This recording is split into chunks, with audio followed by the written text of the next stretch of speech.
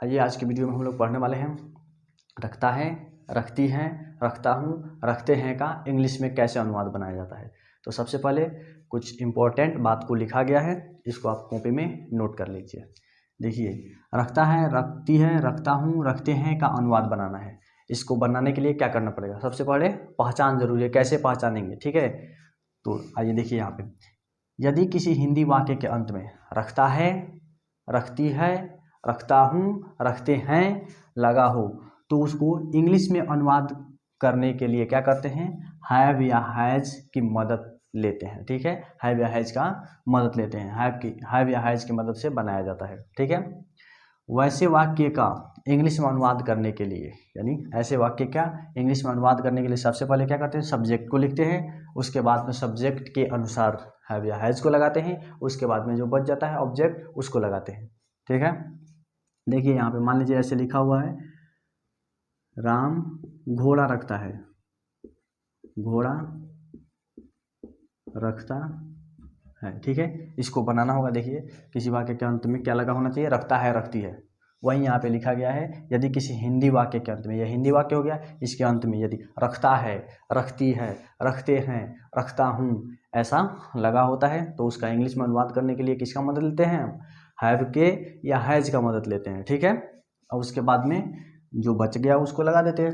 तो ऐसे वाक्य को इंग्लिश में बनाने के लिए सबसे पहले हम क्या लिखेंगे? सबसे पहले सब्जेक्ट को लिखेंगे, उसके बाद में सब्जेक्ट के अनुसार देखेंगे हैव लगेगा कि हैज लगेगा, उसको लिखेंगे। उसके बाद में जो कॉम्प्लीमेंट होता है, जो बच गया, उसको लास्ट में लिख देते हैं। ठीक है, तो आइए सबसे पहले देख लेते हैं हैव का प्रयोग कहाँ करेंगे और हैज का प्रयोग कहाँ करेंगे, तभी तो इसको बना पाएंगे, अन्यथा गलत हो जाएगा। ठीक है, तो आइए सबसे पहले लिख लेते हैं हैव का प्रयोग। 1 नंबर दे के लिखिएगा, हैव का प्रयोग कहाँ होता है। ठीक है, हैव का प्रयोग, तो हैव का प्रयोग प्लूरल सब्जेक्ट के साथ होता है, यानी एक से अधिक हो, तो उसी को यहाँ पे हम लिख रहे हैं। हैव का प्रयोग आई यू दे THEY दे या एक से अधिक नाम रहने पर, एक से अधिक नाम रहने पर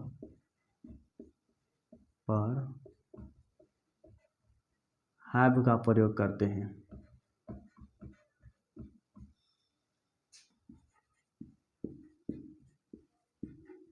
यदि सब्जेक्ट के रूप में आई हो, यू हो, दे हो या एक से अधिक नाम दिया हो तो किसका प्रयोग करेंगे? हैव का प्रयोग करेंगे। ठीक है, तो देख लीजिए यहाँ पे राम है, एक नाम है, तो यहाँ पे हैव का प्रयोग नहीं होगा। वहीं यहाँ पे आई रहता, मैं रहता, तो किसका प्रयोग कर सकते थे? हैव का प्रयोग कर सकते थे। ठीक है, उसी प्रकार से हैज का भी प्रयोग को लिख लेते हैं, उसके बाद हम लोग ट्रांसलेशन बनाना सीखेंगे। ठीक है, यहाँ पे देख लीजिए 2 नंबर में देख के लिखिएगा हैज का प्रयोग, हैज का प्रयोग। ठीक है, हैज का प्रयोग कहाँ करेंगे? तो इसका हो जाएगा ही, सी, इट या अकेले नाम रहने पर,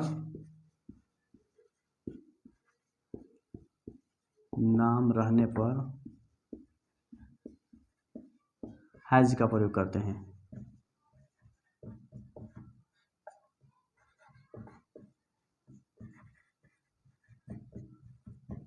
ठीक है, इसको नोट कर लीजिएगा। ठीक है, हैज का प्रयोग पूछा जाएगा कहाँ होता है, तो ही, सी, इट या अकेले नाम रहने पर हैज का प्रयोग करते हैं।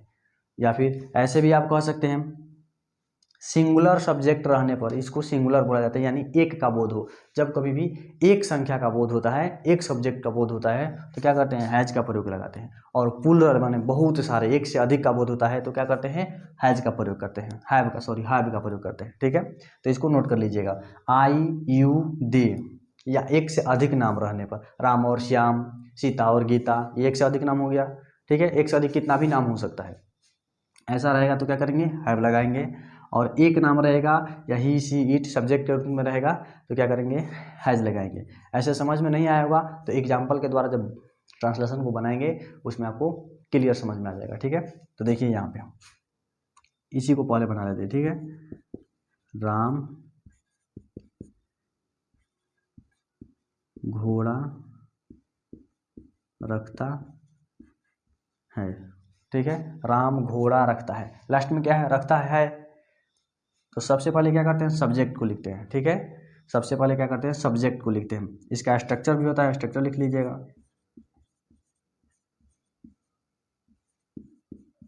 इसका स्ट्रक्चर होता है सब्जेक्ट प्लस हैव या हैज, हैव या हैज प्लस ऑब्जेक्ट, JECT, यही इसका क्या होता है, स्ट्रक्चर यानी सूत्र होता है। इसी सूत्र पे ये ट्रांसलेशन बनेगा।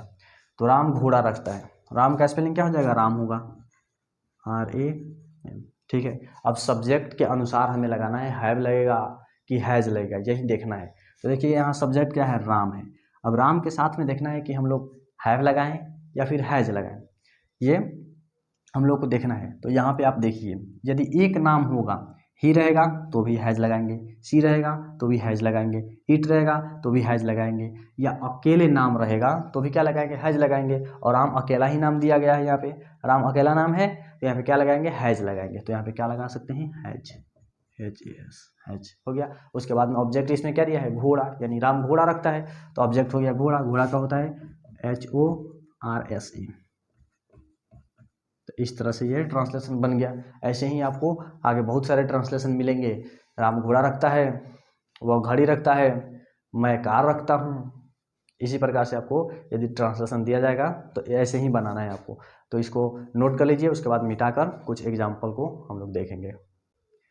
आइए अब आगे देखते हैं। ठीक है,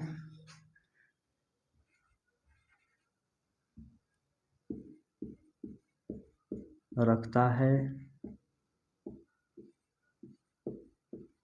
रखती है, रखता हूँ, रखते हैं। इस प्रकार के वाक्यों को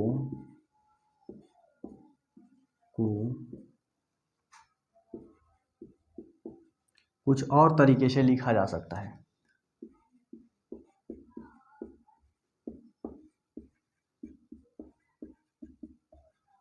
लिखा जा सकता है, देखिए कैसे। जैसे पहले हम क्या लिखे थे, राम घोड़ा रखता है, राम घोड़ा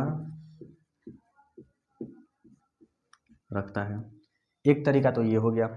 उसके बाद में इसका दूसरा तरीका है, राम के पास घोड़ा है,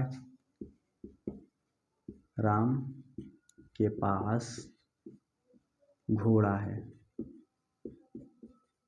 एक तरीका ये हो गया। एक तरीका और होता है, राम को घोड़ा है, राम को घोड़ा है। यानी एक सेंटेंस को हम लोग तीन तरीका से लिख सकते हैं, तीन तरीका से लिख सकते हैं। लेकिन जब इंग्लिश में अनुवाद करेंगे तो इन तीनों का क्या होगा, एक ही होगा। क्या होगा, तो राम हैज हॉर्स, HORSE। यहाँ पे आप ए लगा भी सकते हैं, नहीं भी लगा सकते हैं, क्योंकि इसमें एक नहीं लिखा हुआ है। तो आप लगा भी सकते हैं या छोड़ भी सकते हैं, गलत नहीं होगा। और यहाँ पे फुल स्टॉप देना अनिवार्य है। ठीक है, एक सेंटेंस को हम लोग तीन तरीका से लिख सकते हैं। आपको कहीं पे ऐसा लिखा होगा, राम के पास घोड़ा है, तो भी ऐसे ही बनाएंगे। यदि लिखा होगा राम को घोड़ा है, तो भी ऐसे ही बनाएंगे। ठीक है, इसको ध्यान में रखना है। या पूछा जाए राम घोड़ा रखता है, तो भी क्या करेंगे, ऐसे ही लगाएंगे।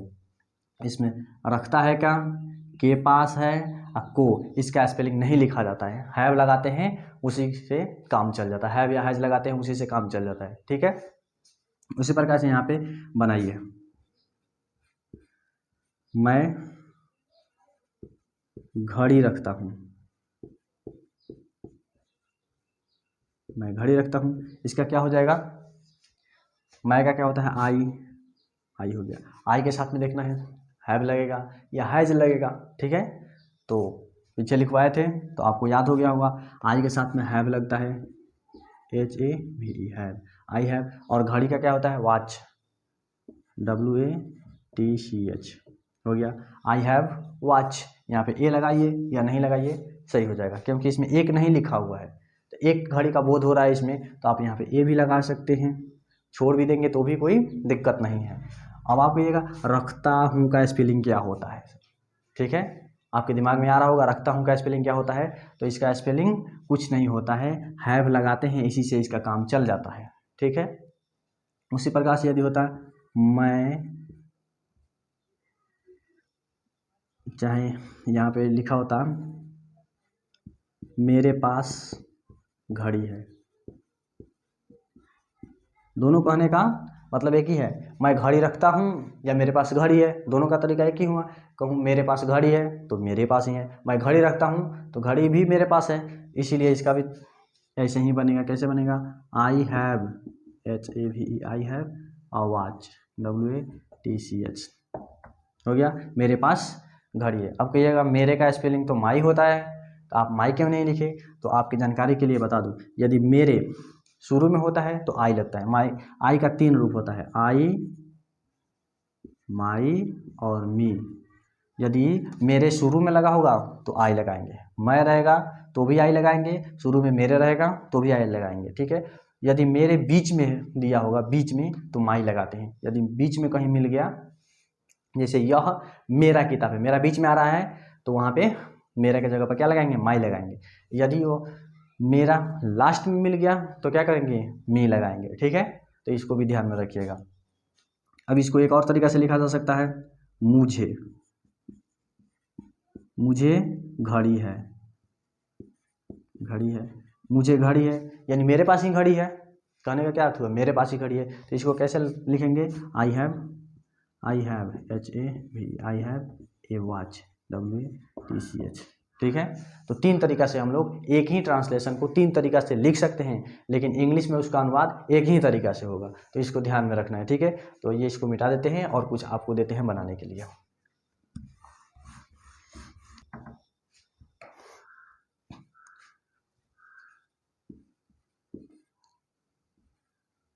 सीता और गीता किताब रखती है,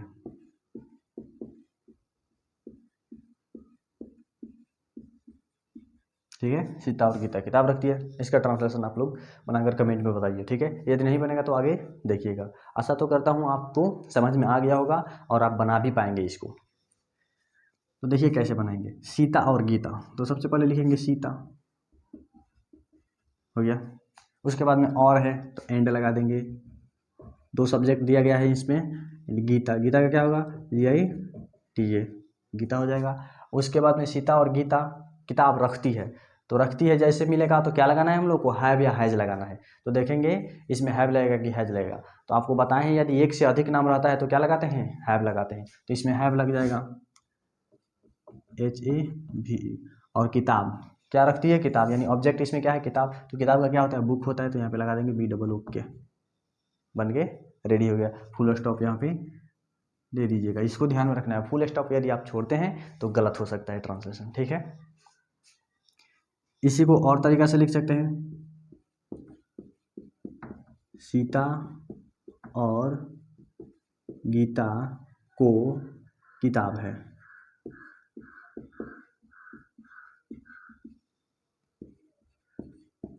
सीता और गीता के पास किताब है,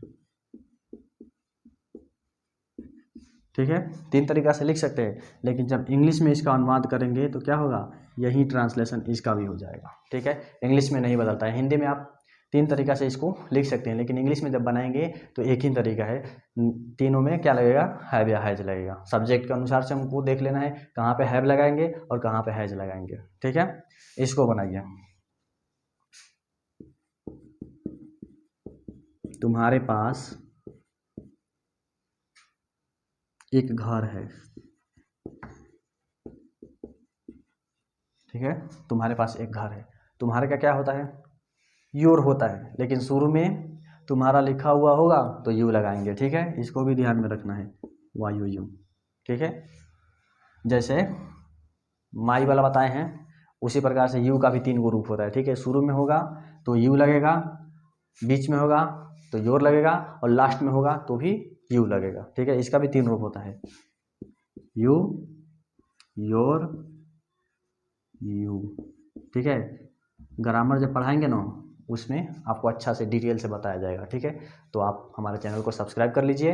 यदि इसी तरह से आपको इंग्लिश अच्छा से सीखना है, ग्रामर भी सीखना है, मैथ भी पढ़ना है, इस चैनल पर सभी सब्जेक्ट की पढ़ाई होगी। आगे करके हम धीरे धीरे सभी सब्जेक्ट को पढ़ेंगे। अभी तो इस पर मैथ और इंग्लिश चल रहा है, इसके बाद में और सब्जेक्ट की भी पढ़ाई होगा, साइंस की भी पढ़ाई होगा, सोशल साइंस का भी पढ़ाई होगा। तो यहाँ पे तुम्हारे पास एक घर है, यू हो गया।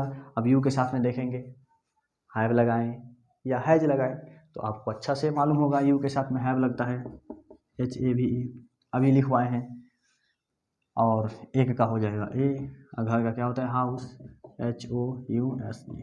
ठीक है, इस प्रकार से आप कितना भी सेंटेंस दिया रहेगा इसको आप बना लेंगे। ठीक है, तो आपको कुछ होमवर्क के रूप में देते हैं, आप इसको घर पे बनाने का प्रयास जरूर कीजिएगा। ठीक है, तो नोट कर लीजिए इसको।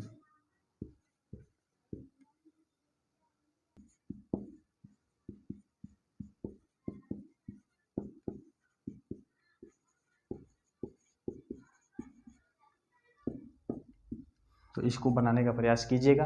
यदि नहीं बनता है तो कमेंट में ज़रूर पूछिएगा, अगले वीडियो में और भी इसके डिटेल से पढ़ेंगे। नहीं वाला यदि नकारात्मक मिल जाए, इंट्रोगेटिव मिल जाए तो कैसे बनाएंगे। ठीक है, तो वीडियो को यहीं पे समाप्त करते हैं। तब तक के लिए जय हिंद, मिलते हैं अगले वीडियो में।